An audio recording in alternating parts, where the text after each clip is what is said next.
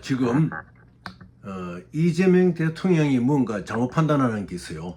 긴급 재정권을 뭐 발동한다 이런 말이 지금 들리고 있는데, 그것은 과거에 김영삼 정부 시대에 93년도죠. 1993년도.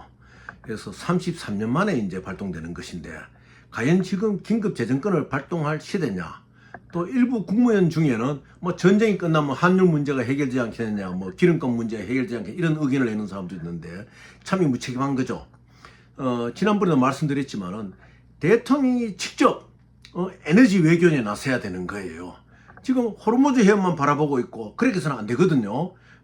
이 원유라든지 크루드 오일이라든지 뭐 정제유라든지 특히 한국의 말해서 EN 590이라든지 이런 모든 것들이 보면 꼭 호르무즈 해협을 통과하는 유조선에서 가져오는 것이 아니고 중앙아시아라든지 남미라든지 여러 각도로 넓힐 수 있는 방향성이 많은데, 대통령이 앉아가지고 밑에 사람들 보고만 받으니까 그런 문제가 일어나는 거예요. 그리고 대통령 스스로 이 기름값이나 원가 계산을 정확하게 해야 돼요.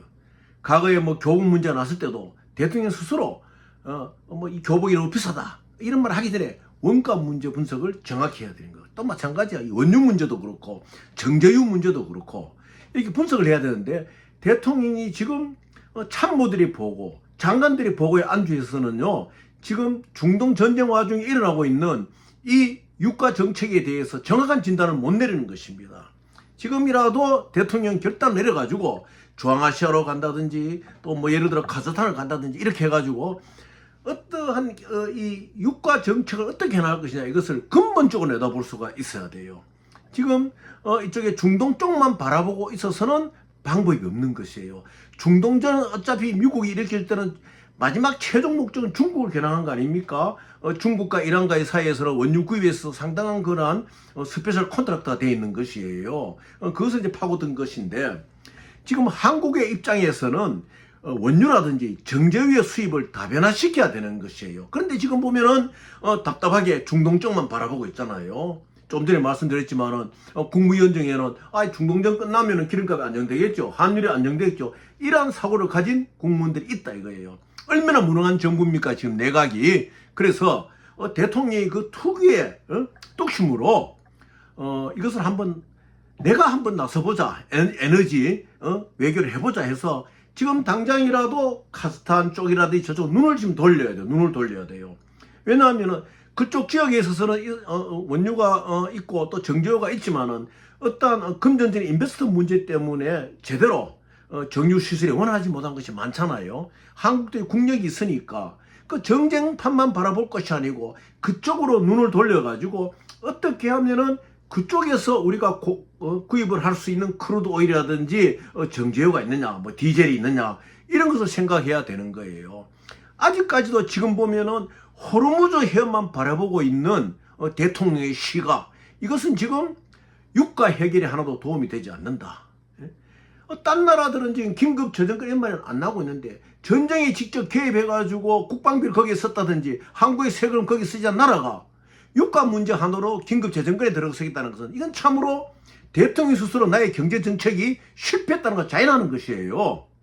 그래서 긴급 재정권 같은 것은 생각지 말고, 지금 문제는 원유라든지 정제유라든지 이런 확보의 문제니까 대통령이 앉아가지고 전쟁 끝나면 유가 문제 해결되겠지, 환율 문제 해결됐지, 이렇게 생각하는 국무위원들 보고를 받을 것이 아니고 직접 에너지 외교에 나서야지 이것이 해결되는 방법이 있다 이거예요.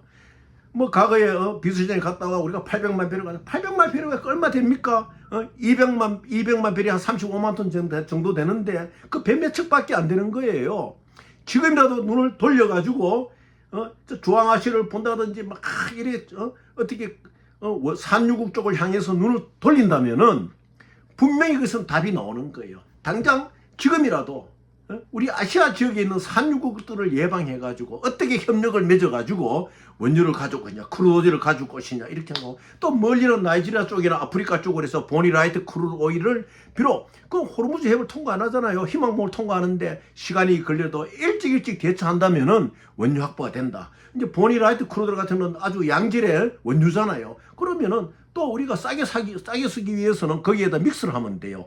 우리 한국의 실정에 맞게, 한국이 쓰고져 있는 정유의 질에 맞게 믹스를 하면 다 되는 거예요. 그래서 그런 문제에 있어서 대통령이 안일하게 앉아가지고 참모들 보고받고, 이거 어떻게 할 것이냐, 유권 문제 어떻게 하냐, 고민할 필요가 없는 거예요. 직접 한번 나서보세요. 나서가지고 이 에너지 정책을 외교전으로 해결할 수 있는 방법을 택하지 않고는 탁상에 백날 앉아 있어가지고는 중간업자들, 정유사의 그 어떤 그 베니피트에 대한 바란스 때문에 한국의 이 경제는 침체될 수밖에 없는 거예요. 직접 나서가지고 과연 크루드의 원가가 얼마냐, 그리고 이것이 수송해 오는데 얼마간의 기간이 걸리느냐, 이것이 왔을 경우에 어떠한 품질에서 어떠한 정유 과정을 거쳐 나오는데 거기에 대한 공정 프로세스에 있어가지고 얼마 정도의 더 현실적으로 비용이 올라야지 이것이 국민들에게 공급자재 제대로 된 것이다. 이런 것을 대통령이 보고 있어야 됩니다. 그걸 공부하기 전에 긴급 재정건이 무언이 하는 것은 대통령으로서 너무 아니라는 생각이라는 것을 이재명 대통령은 지금 그것을 똑똑히 염두에 둬야 됩니다. 지금이라도 당장 에너지 외교전에 임해야 됩니다.